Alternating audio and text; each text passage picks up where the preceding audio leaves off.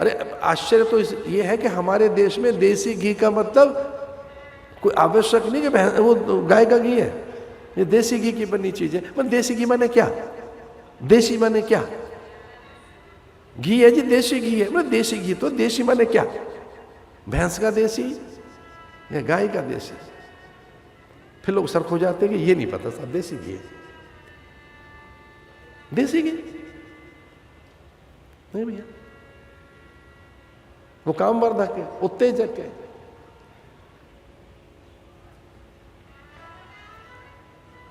इसलिए गौ की शरण में गए श्रृंगी ऋषि वशिष्ठ, गौ माता का पूजन हुआ।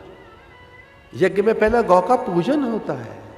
गावो विश्वस मातरः, मत सूर्य चंद्र का वास है, वह पितृ है, वसु है, देव है, ब्राह्मी सत्ता है, सकल देव सत्ता वहां उसी के रस से निचुड़ कर। अरे दो तो, और घी तो उसका बाय प्रोडक्ट है। ये कोई दूध दही घी के लिए नहीं पैदा की गई गौ। गौ तो वैसे ही अपने में उसकी उपस्थिति अपने में पर्याप्त है। उसमें से जो प्राण निकलते हैं वो हमारी संपूर्ण विकृति का शमन करते हैं। जो ह्यूमन टेम्परेचर है उतना गाय के गोबर का होता है।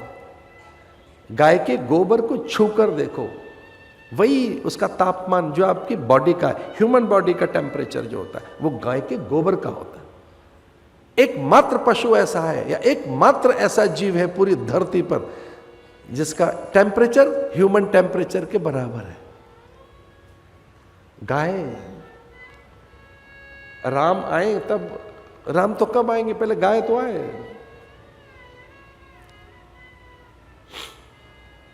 एक कोई बड़े भद्र पुरुष है, उन्होंने लिखा है to kill cow means to end human civilisation. ये पढ़े लिखे लोग बैठे हैं, डाले इंटरनेट पे, सर्च इंजन में डालिए, बड़ी अद्भुत पुस्तक है। To kill cow means to end human civilisation. उसे सिद्ध किया है इस पुस्तक में कि गाय मर गई तो मनुष्य मर जाएगा, मनुष्यता चली जाएगी। मनुष्यों को जिंदा रखने के लिए गाय जिंदा रखो, और गाय माने भारत की गाय, भारत की गौ, गौ माता। वशिष्ठ ने कहा यह तो सच है, लेकिन पूजन कराएंगे श्रृंगी ऋषि। श्रृंगी ने गाय का पूजन किया और उनकी सामग्री से यज्ञ हुआ। अग्निदेव में स्वयं ब्रह्मा ही प्रकट हुए। खीर पात्र हाथ में दे दिया दशरथ के, ये लो, और ये बताया कि इसे अपनी रानियों को दे देना। क्रम भी बताया, आधा कौशल्या को दे दो, बाकी जो आधा बचेगा उसमें आधा आधा कैकेयी और सुमित्रा को दे देना। खीर पात्र मिला, आधा कौशल्या को दिया गया और आधा में दोनों रानियां। कुछ महापुरुषों का ऐसा कहना है कि राम पहले उच्चरित हो, यह भवतारक है।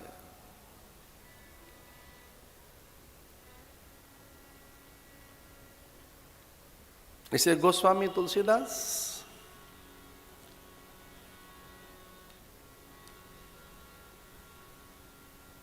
का स्मरण करें तो उनके पास जो है वो वाल्मीकि से है, परंपरा से है।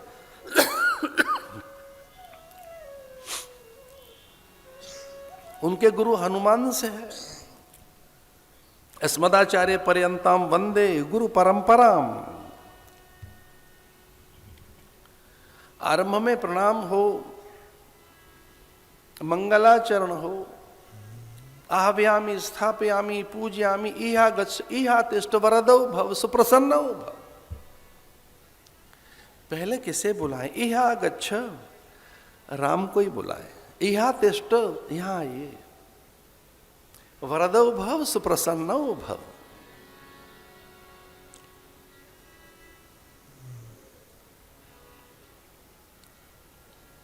गिरकंदराओं में, हिमपत्तिकाओं में बैठे हुए ऋषियों का स्मरण करें तो वो भी यही तो स्मरण करते हैं, सत्य का। तस्मात् सर्वेषु कालेषु, प्रत्येक काल में वो स्मरण किसका कर रहे हैं? ईश का, ईश स्मरण, भगवान का। भगवान का ही तो स्मरण हो रहा है, नारायण स्मृति।